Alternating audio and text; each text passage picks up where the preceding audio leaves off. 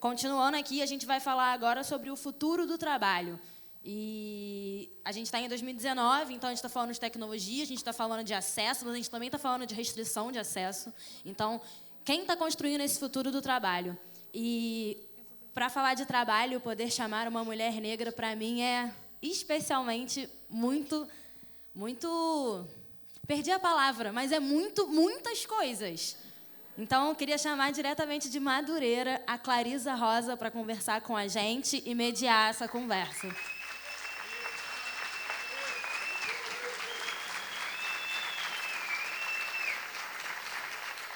Gente, bom dia, tudo bem? Bom dia ainda, né? Não são meio-dia ainda. Eu estou muito feliz de vocês estarem aqui, na verdade, né? No começo, primeiro, antes de tudo.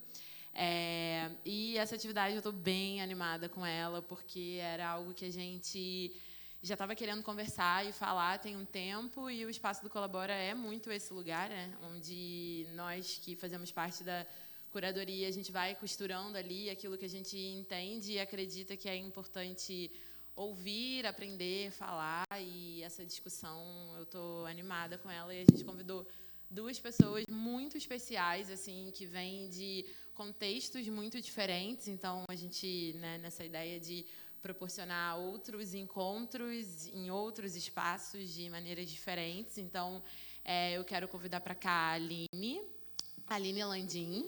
Ela é cofundadora da Jaubra, que é conhecida como Uber da Quebrada, lá na Brasilândia, em São Paulo. E o Du, que é cofundador do 99 Jobs, para vir para cá também participar desse papo com a gente. A gente já estava conversando muito ali atrás, né, sobre muitas coisas que a gente acha que é importante compartilhar aqui. E o tema dessa atividade que a gente vai fazer agora é para falar sobre o futuro do trabalho. E tem um ponto assim que a gente considera bem importante, que é, nas discussões sobre o futuro do trabalho, a gente tende a pensar de uma maneira muito distanciada. Então, o que vai acontecer no futuro do trabalho, e aí a gente projeta isso para algo daqui a 10 anos, ou algo que seja muito distante da nossa realidade. E a gente pensa em tecnologias exponenciais, a gente pensa em inteligência artificial, e talvez a gente se distancie, né, e trate o assunto como algo que ainda está muito longe de acontecer. Mas, provavelmente, vocês, assim como eu, já passam hoje por relações que são muito diferentes e que elas são fruto também dessa mudança que a gente entende quanto futuro do trabalho, né? Novas formas de se relacionar com as pessoas, novas formas de se relacionar com o trabalho, com o tempo, enfim, em todo esse contexto. Então, esse bate-papo que a gente vai ter aqui agora, ele parte desse lugar da gente trazer para perto essa discussão do futuro do trabalho que já está acontecendo hoje e já está impactando a nossa vida, né? E aí eu queria só fazer uma pergunta basicona, assim, para não ficar com cara de que só a gente vai falar e vocês não vão participar, porque não vai ser isso. Quem aqui trabalha em algum lugar ou tem a sua própria empresa e que trabalha em algum sistema remoto? Levanta a mão e fica. Boa. Obrigada, gente. Eu também faço parte desse sistema, desse grupo de pessoas. E, enfim, talvez a gente, em algum momento, tenha pensado que isso era algo muito difícil e muito distante de acontecer. E já tem muitas pessoas aqui que trabalham assim e que hoje já é muito normal a gente ter esse tipo de relação. Então, é mais ou menos sobre isso que a gente vai trocar aqui agora. E aí, Du, eu queria compartilhar, né, algumas coisas e ouvir de você também, que é o seguinte: eu me lembro que em 2012 e 2013, quando eu estava na faculdade, eu te falei isso, quando a gente estava conversando ali atrás, o 99 Jobs foi uma das primeiras plataformas que eu entrei para me cadastrar, para procurar um estágio. E isso, nesse período, né, nesse momento, foi algo muito importante, porque mudou um pouco dessa lógica de quem procura por um trabalho e quem pode oferecer um espaço, né? Enfim, uma empresa que queira contratar. Então, de alguma maneira, vocês foram muito responsáveis por trazer uma relação que ela fosse um pouco mais hierarquizada e que tem um propósito muito claro dos dois lados. Então, se eu tenho um perfil específico, eu olho na plataforma uma empresa que faça sentido. Mas a gente falar disso hoje é muito óbvio, talvez, né? A gente já consegue pensar, nossa, é isso, existem muitas outras plataformas em que a gente consegue fazer isso. Mas se a gente olha para 6 anos atrás, vocês já estavam enxergando, na verdade, que esse desenho, essa relação de trabalho ela seria mudada. Então, eu queria que você conversasse um pouco, assim, contasse o contexto da criação do 99 Jobs, o que motivou vocês, enfim, compartilhasse com a gente. Legal, obrigado pelo convite, obrigado pela oportunidade de falar aqui. Muito feliz. Em 2011, eu trabalhava num banco, e aí você está naquela fase, tipo, estagiário e tal, né? E aí, a única coisa que o estagiário faz é trabalhar para ser efetivado, né? Tipo, então, whatever o que ele faça é tentar ser efetivado a todo momento. E eu era formado em comunicação, estava me formando em comunicação, estagiário de comunicação, a única coisa que faz é PowerPoint, né? Você faz administração, você faz Excel, mas você faz PowerPoint... você faz comunicação é PowerPoint. E eu estava lá fazendo meus PowerPoints e amava o que eu fazia, amava o lugar onde eu trabalhava, adorava lá. E aí eu lembro que a minha chefe me chamou na época da efetivação, eu estava me formando, e aí ela olhou e falou assim, Edu, infelizmente a gente não tem uma vaga para você. Que é aquilo do tipo, a gente só tem vagas de estagiários, não tem como tipo, efetivar todo mundo, aquela história, né? Ela falou, infelizmente a gente não tem uma vaga para você. Mas mesmo se a gente tivesse, a gente não te daria. Eu falei, uau, né? Tipo, que incentivo, né? Uma pessoa assim, motivadora. O que eu fiz para ela?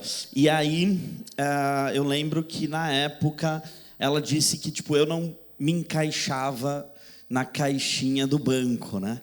E aí, eu não me encaixar na caixinha do banco, fiquei com aquilo, cara, o que é essa porra dessa caixa que eu tenho que me encaixar? E eu lembro que no mesmo dia, eu tinha bastante relacionamento no banco, tinha conhecido muita gente, eu subi para mais 2 andares, arrumei mais 2 vagas no mesmo dia. Então, assim, no dia seguinte eu estava contratado em outra área que não a dela, né? E ela tinha dito que eu não me encaixava no banco, né? Então, assim, tipo, óbvio que desci lá, mandei tomar no cu e pronto. Aí, não fiz isso, estou brincando. Espero que não estejam gravando isso, que minha mãe Estão não gosta. gravando. Ah, estão? E está ao Tá ao vivo? vivo, sua mãe está vendo, com certeza. Desculpa, tá? Não sei nem como falar vai tomar no cu ali em Libras, então. Aí... eu lembro que eu estava lá nesse negócio e consegui o emprego, aí fiquei mais um tempo, aquele negócio da caixinha bateu em mim. E aí eu entrei para acessar vagas, né, tipo, do mercado, eu falei, imagina quantas outras pessoas têm esse tipo de problema. E aí, no processo de outras pessoas, eu descobri que muitas delas, obviamente, tipo, não eram contratadas pelos motivos que elas deveriam ser contratadas. E aí, numa pesquisa, a gente entrevistou mais de 400 pessoas, a gente olhou, na época, 70 plataformas do mundo inteiro que estavam fazendo algum tipo de inovação dentro do RH, e a gente descobriu que as pessoas são recrutadas, na maioria das vezes, por filtros do Excel, né? Então, você é recortado lá, tipo, qual a sua faculdade, qual não sei o quê, não sei o quê, não sei o quê, e aí corta no final. E aí, a gente olhou e falou, não, a gente vai fazer um teste de valores e a gente vai fazer com que valores conectem pessoas e empresas. E isso ia até 99% de matching entre você e a organização. A gente não quis pôr 100%, porque vai que 1% pode mudar tudo, né? Tem aquela margem de segurança. E aí virou 99 Jobs, na época, a empresa. E a gente fez essa questão de conectar baseado nos valores. Então, o que hoje falam de recrutamento às cegas, a gente já faz há 6 anos, de alguma forma, que é todos os profissionais que entraram na 99, de alguma forma, são recrutados baseado primeiro pelos valores e depois a gente vai descobrir se fez a faculdade, se não fez, o que fez, o que não está, se tem inglês, se não tem. E essa é uma coisa que sempre bateu na gente, de tipo, não deixar com que os gestores falem sobre as suas caixinhas, né? Acho que esse é um pouco da onde nasceu. Isso faz 6 anos. Não, isso faz mais de 6 anos. A 99 nasceu há 6 anos, mas a gente quebrou 2 vezes para tentar conseguir fazer a empresa. Essa é a 3ª tentativa. Não vai morrer mais, agora não tem o que fazer. A gente está aqui nessa já. Tá bom? Acho que é isso. Tá ótimo, tá? Obrigado. Super, obrigada. A gente vai falar mais, tem mais tempo ainda. Aline, A Brasilândia é o quarto bairro mais populoso da cidade de São Paulo, né? Terceiro, na verdade, com cerca de 300 mil habitantes. E aí, aqui no Rio, assim como na Brasilândia, a gente também passa por muitas questões onde, dependendo do bairro onde você mora, se é um bairro de periferia, se é, enfim, algum território de favela, muitas vezes apita no celular do cara que está dirigindo o carro e identifica como uma área de risco e o motorista não chega e não leva os passageiros até esse lugar. E eu sei que uma das motivações da Jaubra parte daí, dessa dificuldade de acesso, né, nos territórios, e aí de vocês, no caso da Brasilândia, e eu queria que você compartilhasse com a gente por que vocês surgiram, quais eram as ansiedades, e falar um pouco também do seu pai. A gente estava falando sobre ele, vai ser interessante trazer, enfim, o que motivou vocês, né, a lançarem o negócio. Bom, boa tarde a todos. Também é um grande prazer estar aqui participando desse evento.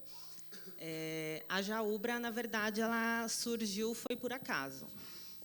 Meu pai era motorista de aplicativo e ele sempre gostou, na verdade, de atender a comunidade onde ele mora. Ele não gostava de ir para o centro. E, por incrível que pareça, na época, os grandes aplicativos atendiam, só que eles automaticamente, do dia para a noite, vetaram alguns bairros periféricos, entre ele a Brasilândia, onde a gente mora. No caso, ele começou a atender particular lá na região, só que ele não conseguia dar mais conta do atendimento. O telefone dele não parava. Meu pai é muito conhecido, ele sempre fez muito trabalho social na região, então foi fácil ele distribuir o contato dele para fazer esse serviço lá na comunidade. E o telefone dele não parava, ele começou a delegar para alguns amigos já começar a fazer corrida também, que ele conhecia muitos motoristas lá no bairro. Foi quando ele teve a ideia de montar, na verdade, início, uma cooperativa na região. Não foi na ideia de montar um aplicativo. A gente pensou realmente na mobilidade, não foi início na tecnologia. Na época, eu também era bancária. E eu sempre apoiei ele. Nós começamos a empreender com as ferramentas que nós tínhamos, nós não tínhamos investimento. Começamos a empreender com um notebook que eu dei para ele. Ele tinha um celular. E, na garagem de um amigo, ele fez uma propaganda só para o bairro ao redor mesmo. E ele, meu irmão e o amigo, e eu, toda vez que saía do banco, ia lá ajudar eles. O cliente chamava pelo WhatsApp, eles faziam um cálculo pelo Google Maps. Lá, na época, tinha 3, 5 motoristas amigos deles, e saíam tudo de lá a corrida. Só que o boca a boca é muito rápido, principalmente comunidade, principalmente quando precisam do serviço. E ele começou a não dar mais conta. Eu vi a oportunidade de negócio, o banco que eu trabalhava ele foi vendido. Eu falei, me aproveita e me manda embora, porque eu vou investir nesse negócio junto com meu pai e vou ir junto com ele nesse desafio. Eu não sou da tecnologia, muito menos meu pai, nem o WhatsApp na época ele tinha. Ele fala que ele era igual o Shrek, ele tem maneira de falar. E aí foi quando eu vi realmente a necessidade da mobilidade. Porque, assim, quem mora nos grandes centros, em áreas que têm diversos tipos de mobilidade, é patinete, é bicicleta, é vários tipos de aplicativo. E na periferia não chega a isso. Na periferia não tem táxi, aplicativo muito menos, transporte público bem precário. Então, a gente começou a enxergar realmente a dificuldade de mobilidade e o que nós estávamos causando para a comunidade. Quando eu entrei na Jaubra, a gente começou a utilizar uma plataforma de tecnologia. Foi aonde a gente conseguiu cadastrar mais motoristas, porque a gente sabe que a maioria dos motoristas que trabalham com aplicativo, eles são das periferias. Então, quando o motorista ele trabalha no próprio bairro dele, ele não tem esse preconceito. Que, na verdade, alguns motoristas que não é da periferia, eles têm o medo de subir para as comunidades. E, quando é motorista local, ele não tem esse preconceito. Foi uma grande sacada nossa também, que foi cadastrar motoristas locais, mas não necessariamente precisaria ser motorista local. Então, foi muito engraçado que, do dia para a noite, na verdade, a gente começamos a participar de uma aceleradora, descobrimos que nós éramos uma startup, nós não sabíamos que nós éramos uma startup. Nós não sabíamos que nós éramos uma startup de impacto social, porque, quando você é morador da periferia, você não está fazendo nada demais, você está trabalhando, está gerando emprego ali, Normal. não estava entendendo que era impacto. A gente foi entender, na verdade, que era impacto depois. Até mesmo com os feedbacks dos nossos clientes, quando a gente tinha clientes que falavam que não levava a filha para fisioterapia há mais de 3 meses porque não tinha como. Quando muitos clientes começavam a nos solicitar, em vez de chamar o SAMU, porque os nossos motoristas sabem como chegar. Quem mora na periferia sabe que a numeração é toda bagunçada. Então, é meio que... eu estou aqui perto do bar tal, então, é mais fácil de a gente localizar realmente nossos clientes. Então, foi muito bacana que a gente começou a entender mesmo como funciona essa mobilidade dentro das periferias. Desde o primeiro ano, muitas comunidades entraram em contato com a gente, lá em São Paulo, Zona Leste, Zona Sul, e outros estados também do Brasil. Foi quando a gente enxergou mesmo essa deficiência de mobilidade. A gente pretende, sim, no ano de 2020, já começar a expandir para outras periferias, porque eu acho que, independente da região onde você mora, você tem que ter o mesmo direito. As pessoas focam muito, não vou entrar lá porque é muito violento. 80% dos meus clientes são mulheres. A gente nunca teve um caso de assédio. O que acontecia muito no início, às vezes, era furto de celulares no painel, só que, quando a comunidade começou a ter ciência do nosso trabalho e que nós éramos um aplicativo local, hoje a periferia lá, a Brasilândia, a gente é o xodó da Brasilândia. Então, isso é muito bacana. A gente pretende levar esse serviço para muitas periferias. Obrigada, muito bom.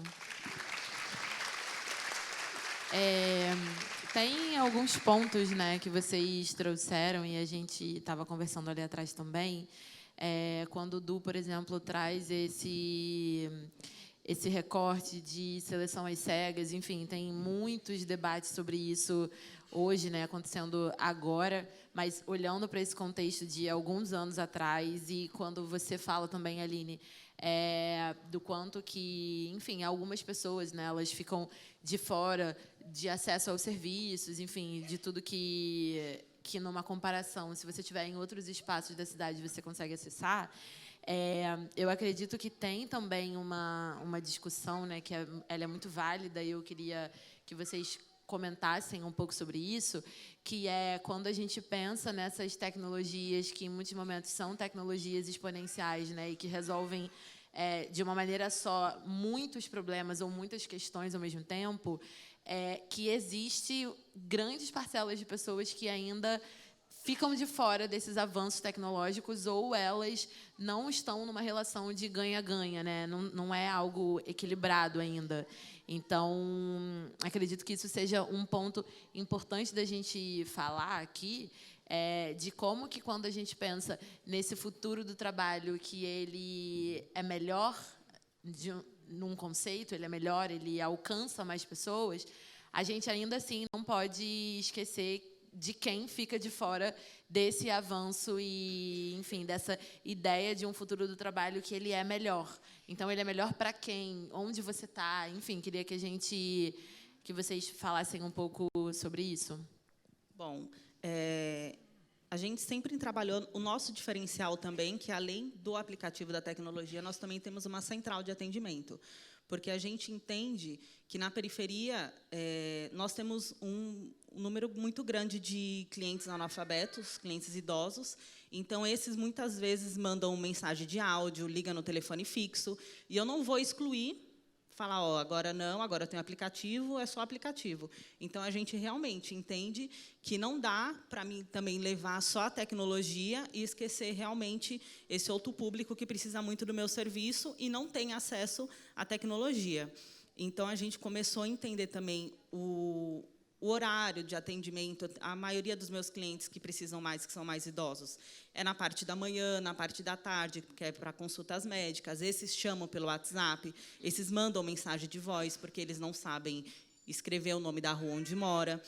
A gente entendeu que é muito importante a tecnologia. Sem a tecnologia, a gente não ia avançar, mas também não dava para dar um passo muito grande e deixar os nossos clientes que começou lá atrás.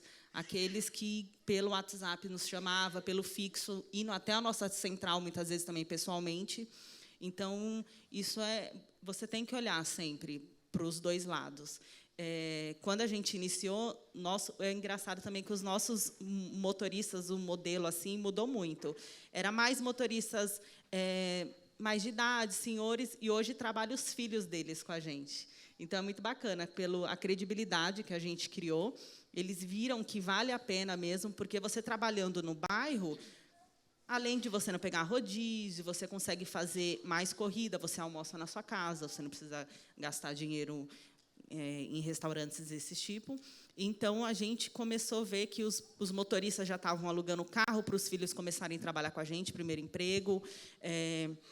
Mulheres, a gente tem mais de 20 mulheres que trabalham com a gente de madrugada, e a gente sabe que, se não fosse moradora, não ia trabalhar de madrugada em uma comunidade. Então, não tem como olhar para trás e também excluir essas pessoas. Nós tentamos fazer... como meu pai ele é motorista ainda, ele gosta de fazer viagem, até mesmo que ele pega muito feedback. Então, é muito bacana você entender as dores e, igual, a gente faz parceria com diversos comércios locais lá da região. Então, hoje em dia, a gente fomenta o bairro. Então, é muito importante isso, você agregar valores para o bairro e trazer benefícios. Hoje em dia, a gente está agregando o nome da Brasilândia como empreendedorismo, como Uber da Quebrada. Não está mais nas telas, nas páginas policiais, né? Então, é muito bacana. Hoje em dia, a gente está servindo como exemplo a muitos empreendedores lá, e isso é muito gratificante para a gente.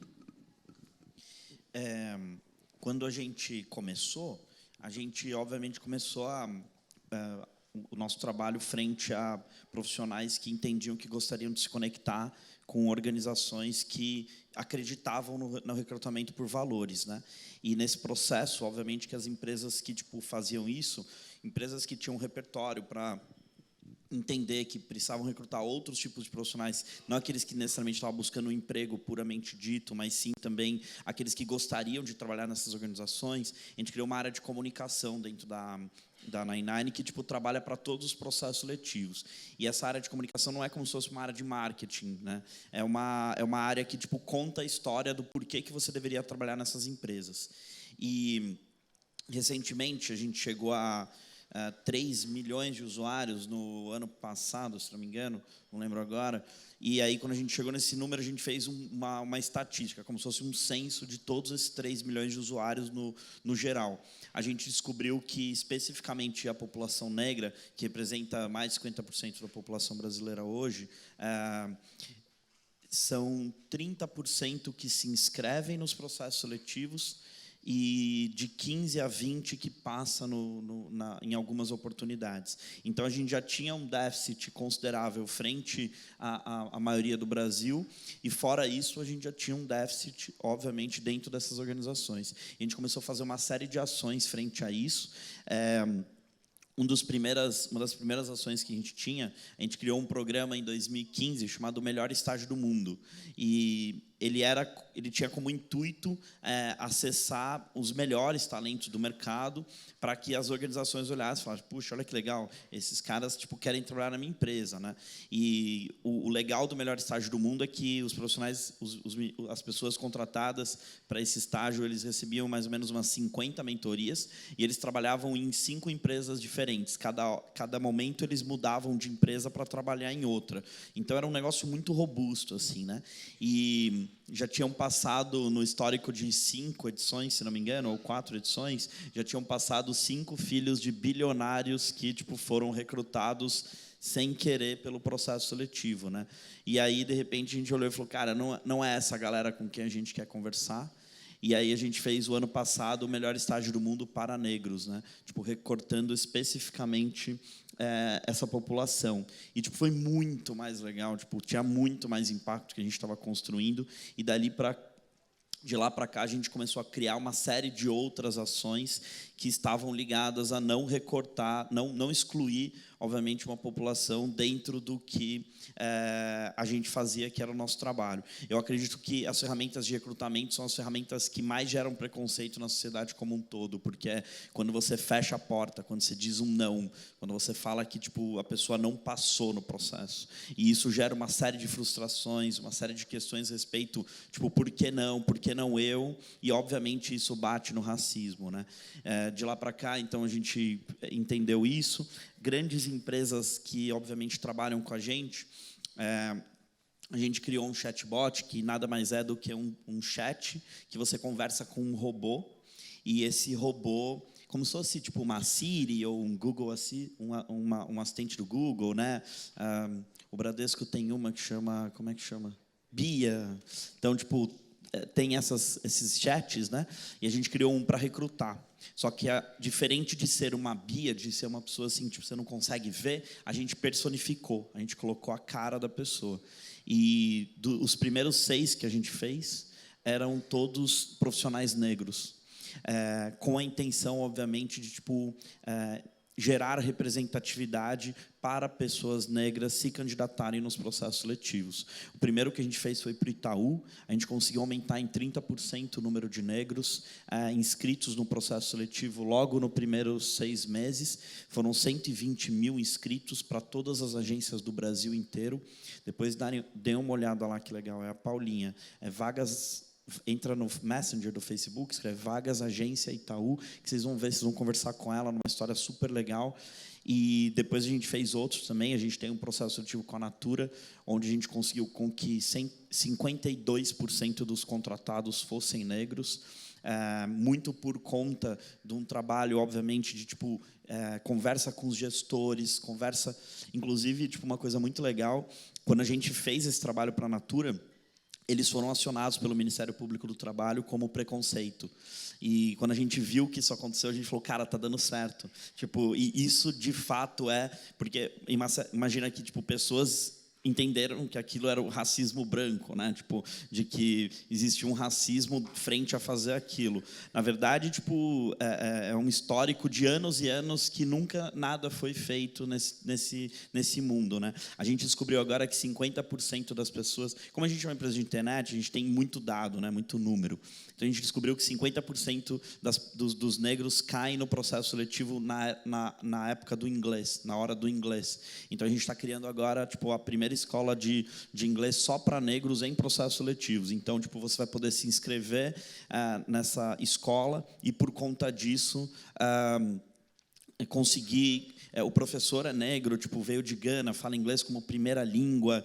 Ele, todos os textos são de empoderamento negro, escrito por profissionais, por pessoas negras que são, vamos assim dizer, conhecidas no mundo. Então, a gente começou a desenhar essas estratégias, obviamente, tipo, para mostrar para o mercado que sim, existe esse racismo e a gente precisa quebrar isso, e 2, obviamente, para aumentar a equidade como um todo dentro dessas organizações, que são espaços prioritariamente brancos. Um dos motivos pelo qual a gente olha para o negro é porque das classes minorizadas é a maioria, né? E é a maioria na população como um todo, e junto com o negro a gente traz uma série de outras classes minorizadas junto, como mais mulheres, mais LGBT, PCDs, inclusive. Então, eu acho que tem uma oportunidade gigante desse trabalho, mas é isso que você falou, tipo, a tecnologia ela consegue sim, e se depender dos RHs hoje utilizando o que a gente constrói, é capaz sim que tipo, eles continuem fazendo com que essas tecnologias sejam para poucos, né? E se a gente não quebrar isso como missão do nosso trabalho, como missão daquilo que a gente veio fazer, não faz sentido a gente existir, né? Eu acredito que esse ponto que você trouxe sobre o chatbot, a gente tinha falado sobre isso, vai muito diretamente nessa questão de como que a tecnologia ela não é neutra, né? Então, existe um código que ele foi pensado por alguém, e quem são as pessoas que estão pensando a tecnologia nesse sentido? E aí foi até uma pergunta que eu te fiz, né? Que quando você falou do chat, eu já tinha lido, pesquisando, que era, nossa, é incrível que exista, que bom que foi feito, porque, de fato, traz uma fatia muito grande da população que se veja ali e entenda que eu posso me candidatar para essa vaga.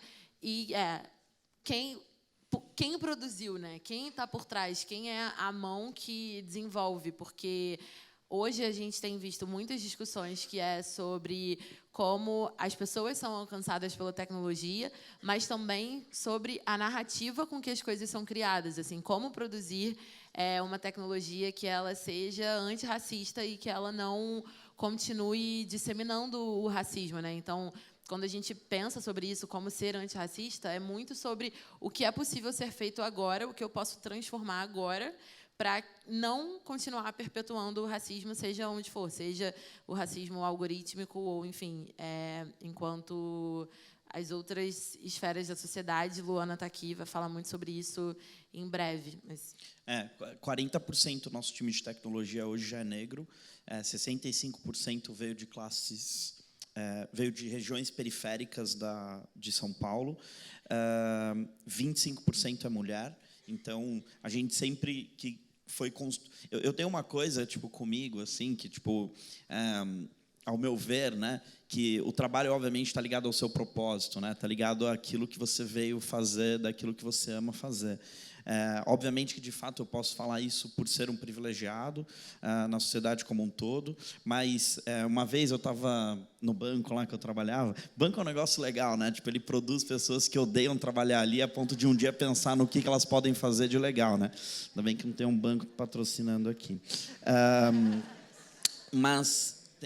tem um banco patrocinando o museu, né? Mas tudo bem. Mas o banco é um negócio legal para isso, né? Você fica ali num trabalho tão chato, né? Que você fica pensando, o que eu vou fazer daqui, né? Então vira o modelo de coaching mais legal ever, né? Porque você é forçado a pensar naquilo. É um processo de terapia daquilo. E quando eu estava lá, né? Eu lembro que tinha um chefe que estava lá. E quando você é estagiário, o que vocês querem? Você quer ser efetivado, já falei. Então, eu estava lá na primeira fila, porque meu chefe estava dando uma palestra, né? E aí ele estava lá na primeira fila e ele falou assim, eu vou fazer uma pergunta tranquila para vocês, qual é o sentido da vida? E jogou o microfone para mim. E aí eu olhei e falei, cuzão, né? Cara, olha só que sacana. Óbvio que eu não falei cuzão, para no microfone não parecer isso, mas eu pensei. E aí eu olhei para ele e falei, vou responder, né? Aí eu falei assim, para mim é amar e ser amado. E aí, uma galera parou de rir e depois acabou a palestra, viu? O que é amar e ser amado? Pelo amor de Deus. Acabou a palestra para mim, eu só pensava naquilo. Eu acho que a gente veio ao mundo só por um motivo, amar e ser amado. A gente não veio fazer mais nada. A gente tem filho, faz pós-graduação, faculdade, tudo que a gente faz é para se sentir amado. E o trabalho nada mais é do que isso. Trabalho no entendimento de você se sentir amado é como você se conecta com a possibilidade de você ser ouvido e de você se tornar útil, né? E quando você se entende como útil e, obviamente, é ouvido, você se sente feliz e realizado naquilo que você está fazendo, e é aí que você se conecta com o que é chamado hoje de propósito. E por que eu estou falando isso? Porque quando eu me via fazendo o que eu estava fazendo, como tentando construir a plataforma do jeito que a gente estava fazendo, no final, eu não queria fazer aquilo porque eu queria gerar um número, ou porque um dia eu ia ser um unicórnio das startups, caguei para isso, ou então um dia eu seria, sei lá, reconhecido na capa da Forbes, whatever. O meu maior motivo pelo qual eu estava fazendo aquilo é porque eu acreditava que, de alguma forma, nas pequenas coisinhas que a gente estava fazendo, a gente ia fazer o mundo ser um lugar melhor. E cada um do seu lugar, sabe? Cada um no seu espaço. Exemplo, ela ali, na Brasilândia, se cada um fizer no teu espaço, você consegue, né? A gente consegue fazer a mudança. E aí, quando eu estava lá nesse processo, eu comecei a ver que muitas dessas mudanças precisavam de alguma forma acontecer, onde a gente tinha que rever quais eram os padrões que a sociedade como um todo organizava a tecnologia a ponto disso acontecer. Eu lembro que, quando a gente criou esse chatbot, a gente ganhou uma notoriedade considerável nele, porque a gente ganhou um prêmio que era o melhor chatbot de inovação do Brasil.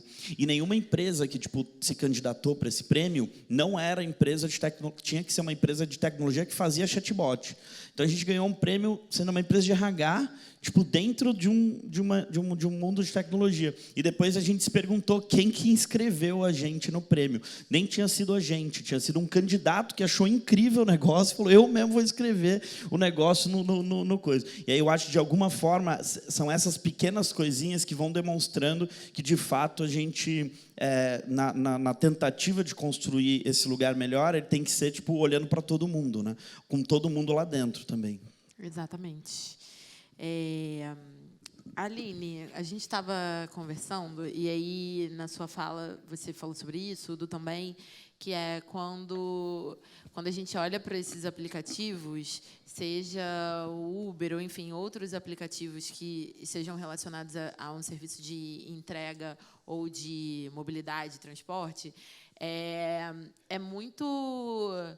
Fica muito nítido, assim, a gente consegue entender, de uma maneira geral, qual é o recorte, assim, de onde essas pessoas vêm, né? Então, quando a gente estava conversando, você falou sobre isso, de perceber como que muitos dos motoristas que trabalham em aplicativos ou bicicleta, enfim, diversas formas, eles são vindos de favelas ou de bairros de periferia.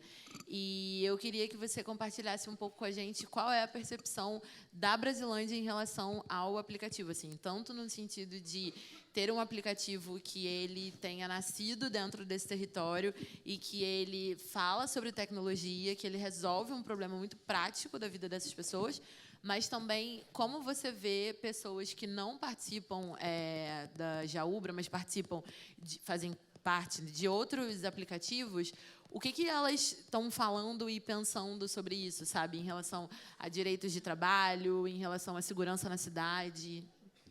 Bom, quando o Uber veio até mesmo para o Brasil, ele era para complementar a renda, né? Ele não era...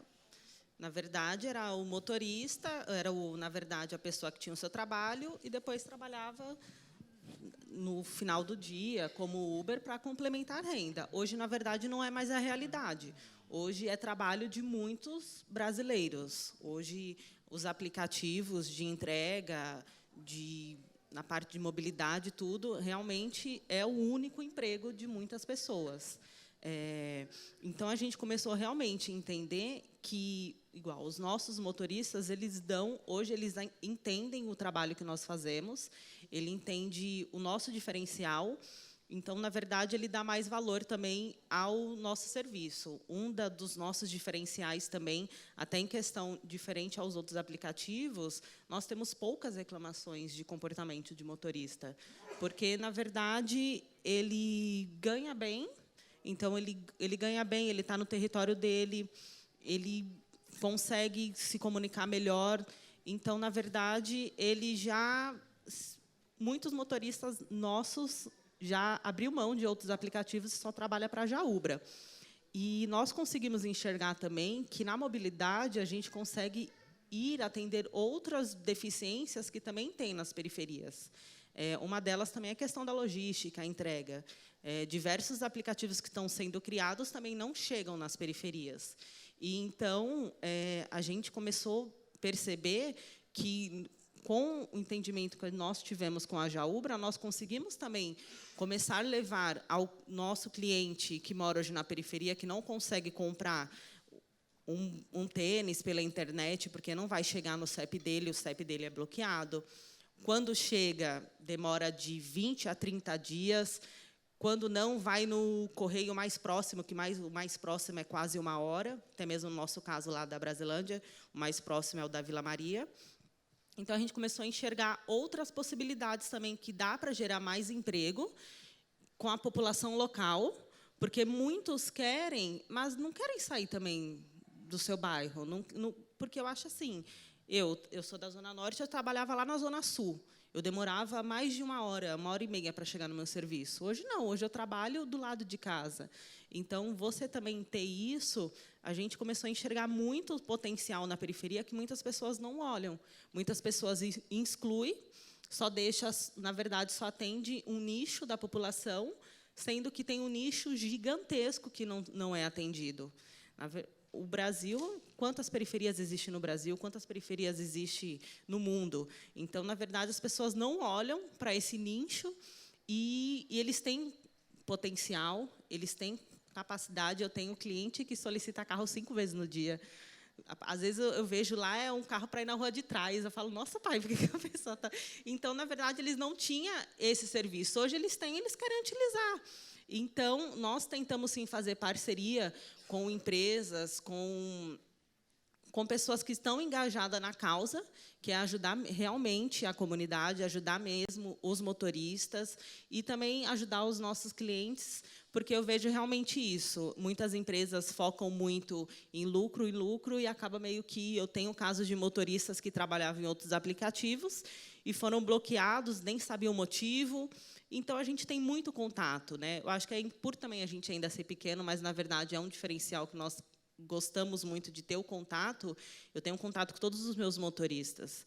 Eu tenho 200 motoristas liberados já nessa plataforma nova, e tenho cerca de, mais ou menos, mais de 200 que está passando pela análise, né? Então, tem muita gente fazendo já cadastro, porque já enxergou a credibilidade. Então, já deixou um pouco da violência, que é estampada, que, na verdade, não é tudo aquilo.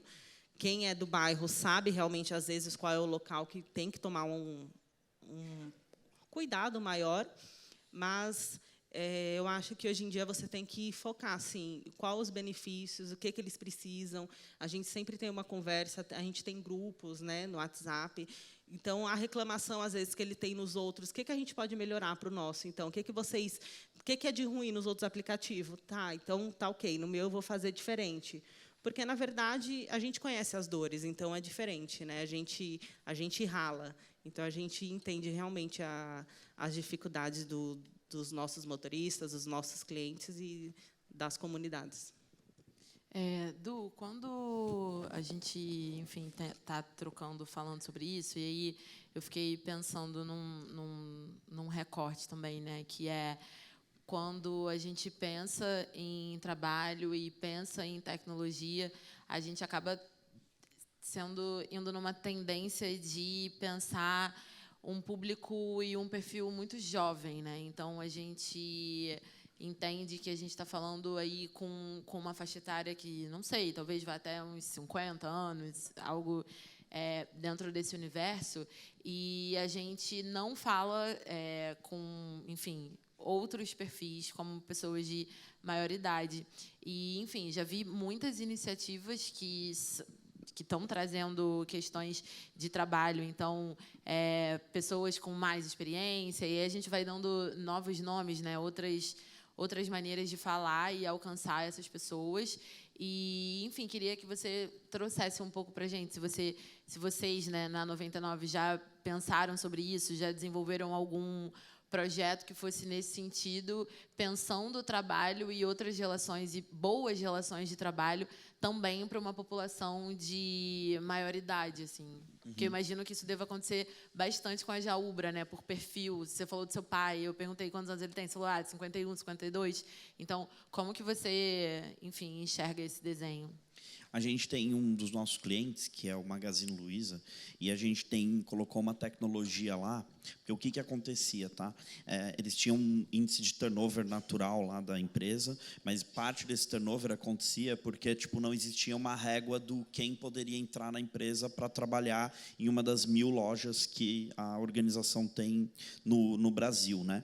E aí, muitas das vezes, acontecia que o cara estava lá é difícil recrutar, né? Quer queira ou não, todo mundo que já passou pelo desafio de recrutar sabe disso.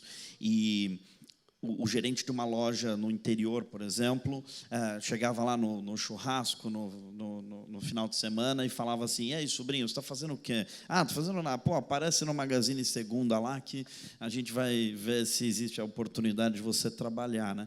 E aí acontecia essas coisas, só que no final esse sobrinho nunca quis vender ou não sabia o que era vender, não curtia isso, né? Resultado: você tinha uma pessoa ali que não necessariamente tinha até mesmo os valores da organização. E aí a gente tentou colocar isso tudo numa tecnologia e, de alguma forma, colocar uma régua no Brasil inteiro para que, de alguma forma, ajudasse as pessoas a se conectar pelos valores do Magazine, né? E quando a gente fez isso, a gente meio que obrigou a todo mundo se inscrever num site, né? Fazer um formulário na internet, né? E uma das nossas maiores preocupações era exatamente isso. Será que a gente não bloqueia as pessoas de se inscrever nesse processo? E aí a gente começou a ver que todo mundo que de alguma forma, nosso balizador era todo mundo que podia acessar o WhatsApp e escrever coisas no WhatsApp, de alguma forma poderiam se inscrever nesse formulário. Então, esse era o nosso recorte. E também, de alguma forma, a maioria dos nossos clientes vão, como profissionais que estão entrando para trabalhar nessas empresas, vão usar a tecnologia em algum momento. Então, sei lá, um vendedor do Magazine Luiza, quer queira ou não, precisa saber vender um celular. Então, se ele precisa saber vender o celular, de alguma forma ele tem um acesso à tecnologia. Mas, sim, é capaz que a gente esteja recortando ainda profissionais, por exemplo, de mais 65 ou 70 anos que querem entrar no mercado de trabalho, podem entrar no mercado de trabalho, e, de alguma forma, a gente ainda não tem produtos ou empresas que recortem não, que busquem esse tipo de profissional dentro da 99. Por outro lado, tudo que a gente tenta fazer é o mais simples possível, muito pensando no usuário. Eu acho que todas as vezes que a gente se inscreveu em todos os sites de vagas, tentando construir a nossa plataforma, era com a intenção de que fosse o mais fácil possível, pensando sempre no usuário, sabe? E, por conta disso, ajudando ele a fazer deixar o formulário da forma mais simples possível. Obrigada. A gente tem perguntas? Alguém tem? Tem várias aí. Tem algumas. Eu precisava de ajuda com isso, de passar o microfone para a galera.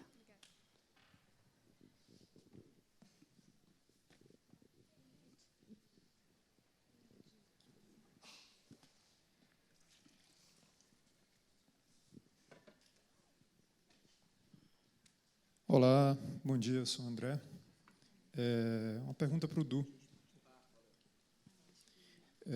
Como é que você mede os valores das empresas, né? Porque tem muita, na verdade, hipocrisia, né? Quando a empresa ou até o indivíduo relata os seus valores, né? Como é que é feita essa pesquisa? Porque senão cai naquela, né, automotivação, integridade, comprometimento, honestidade, né? Tem alguma seleção de empresa que você faz? Tem duas formas de medir. Uma delas é ouvindo as avaliações de funcionários e ex-funcionários. Então, não é os valores do tipo ética, sabe? Tipo, sei lá, a Odebrecht tinha ética. Aí, Lava Jato pegou o Odebrecht. Então, não é necessariamente quais eram os valores que estão esposados na parede, mas sim as pessoas contando como é trabalhar na organização. E uma outra coisa que a gente faz para aqueles que são os nossos clientes, vamos assim dizer, que a gente tem um receio ou um risco, a gente faz uma pesquisa dentro da empresa e eles têm que, obviamente, permitir que a gente faça. Então, a gente entrevista de 30 a 50 profissionais lá dentro, sem o RH presente, para fazer essa parametrização. E depois, com esse índice de valores, com o que a gente recebeu de feedback final, a gente consegue colocar isso na tecnologia a ponto de qualquer pessoa se inscrever usando a metodologia que a gente usa. A nossa metodologia de valores é de um profissional chamado Schwartz, que é o maior estudo de valores do mundo já feito. É um israelense que construiu isso baseado em alguns, vamos assim dizer, perfis mesmo, mas não é uma coisa não é um teste psicológico, é um teste mesmo baseado naquilo que você acredita. E sim, pode ser que isso mude conforme a sua vida. Existem alguns estudos que dizem que de 7 em 7 anos, baseado na antroposofia, você muda aquilo que você valoriza para o seu momento de vida, para aquele seu momento, e por conta disso, a gente acredita que você deveria refazer o seu teste conforme você tem grandes mudanças na vida ou perspectivas daquilo que você acredita para o mundo. E Respondi? Você chegou a negar empresas que quiseram trabalhar com vocês? Tem algumas empresas que a gente nega de cara já por conta do modelo de negócios, armas, cigarro, tal. As empresas de bebida, por exemplo, a gente tem um cuidado muito grande de trabalhar com elas, pelo que elas estão construindo frente à sociedade como um todo. Mas sim, a gente já negou por algumas questões de valores. Não vou falar agora qual, senão vai ficar chato. Mas assim, a gente já fez isso já. Obrigado. é óbvio que é foda, tipo, quem é você para julgar os valores da organização, né? Tipo, então, tem questões que, obviamente, a gente entende que na sociedade como um todo, o modus operandi de trabalho não faz daquela organização uma organização melhor para o mundo. E como é que a gente percebeu isso? Tipo, trabalhando com essas empresas. Então, de alguma forma, a gente foi descobrindo no meio do caminho, e aí ou a gente não renova o contrato no ano seguinte, ou a gente já vai entendendo no processo de análise dos valores que aquele é um tipo de organização que a gente não gostaria de trabalhar. A gente tem um cuidado muito grande por conta do impacto do que a gente faz. O nosso foco de trabalho hoje ainda são empresas que empregam muitas pessoas no Brasil. Então, só do varejo, por exemplo, a gente tem todas as empresas, basicamente, do Brasil trabalham com a gente. São empresas que faturam no mínimo 1 bi no ano. Então, a gente tem um cuidado muito grande quando a gente leva isso para mais de 4 milhões de usuários do outro lado, sabe? E se a gente não fizer esse trabalho, é como se a gente não estivesse fazendo o recorte do profissional que senta ali, onde ele vai olhar e falar, pô, a 99 tipo, me fez trabalhar numa empresa que eu não acredito em nada mais do que está fazendo. Então, a gente tem que escutar muito isso. São mais de 500 mil avaliações que existem no site sobre como trabalhar nas empresas. Isso também, de alguma forma, deixa transparente para o usuário quais são os lugares que ele deveria tomar cuidado frente àquilo que ele acredita para cada uma das culturas organizacionais, sabe? Obrigado. É isso.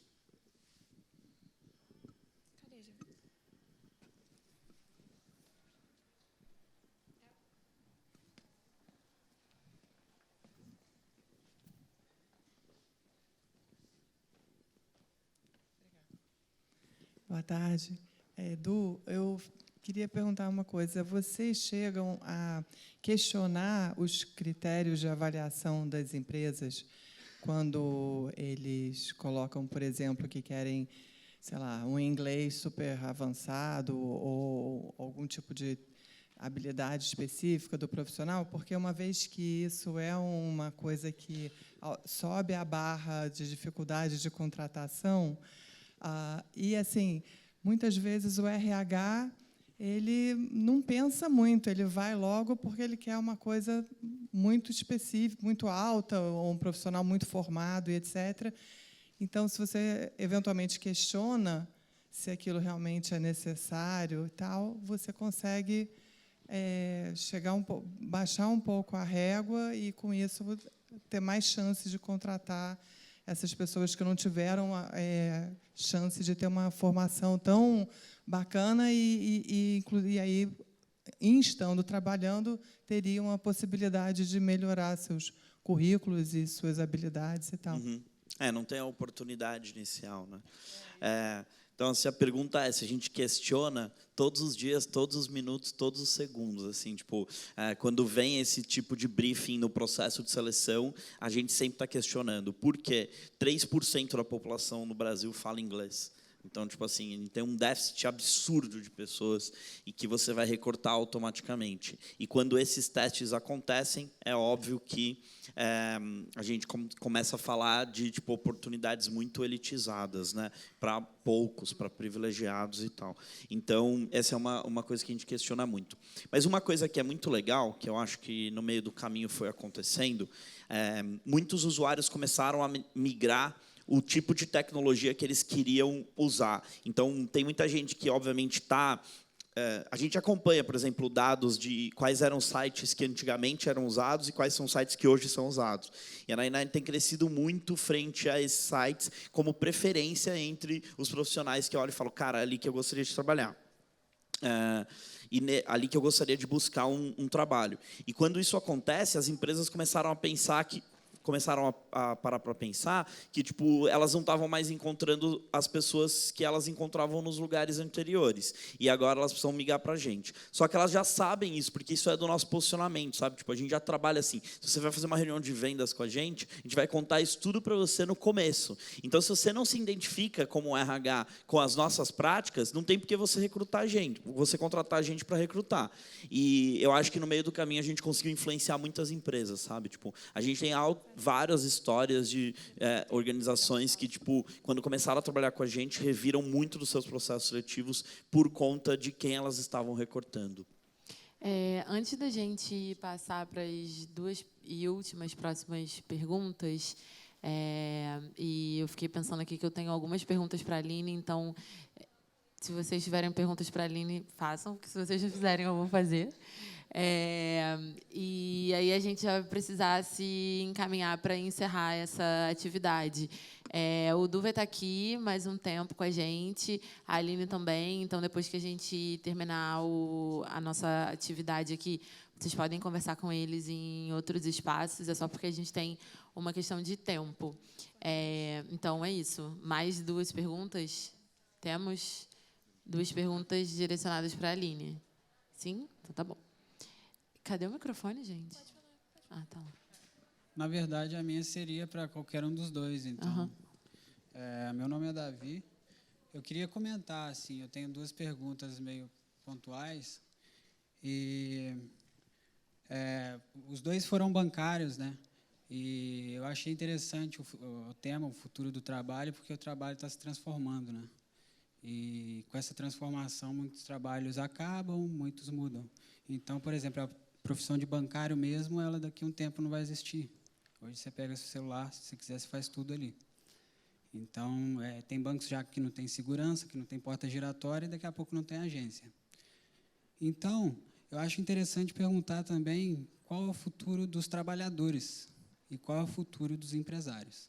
Por que eu faço essas perguntas? No caso dos trabalhadores e também dos empresários, o momento que a gente vive é de atomização das coisas. Então, se diz aqui, se cada um faz o seu, dá tudo certo. E eu discordo, porque com essa individualização das coisas, as pessoas são despolitizadas, né? É isso que o neoliberalismo tem nos oferecido. E isso faz com que as lutas, né, elas sejam mitigadas. Então, por exemplo, a classe trabalhadora, o bancário é um trabalhador, ele pode ter um salário muito mais alto que os outros, mas ele é um trabalhador e que daqui a pouco não vai existir mais. Então, isso é a luta de classes, é real, existe, né? Os trabalhadores eles têm que lutar porque quando o capitalismo ele está na sua fase descendente, os empresários eles se mantêm ganhando e onde eles têm que cortar é no trabalhador.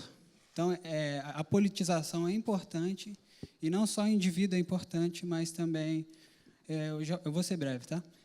E do lado do empresário, para finalizar, eu acho importante o que ela falou que o pai dela ainda trabalha dirigindo e do impacto social que tem isso das médias empresas. Mas qual é o incentivo que o Estado dá para as médias empresas continuarem a existir e não serem compradas? Porque a tendência é essa, os grandes compram e aí a pessoa recebe um dinheiro, aplica, ela fica ganhando no banco, que rende para ela deixa de ser um médio empresário e as grandes empresas continuam ali. E essas grandes empresas também estão vinculadas ao financeiro, que é o que mais acumula a renda, né? Então, a gente está na direção do quê? Da acumulação e do aumento da desigualdade.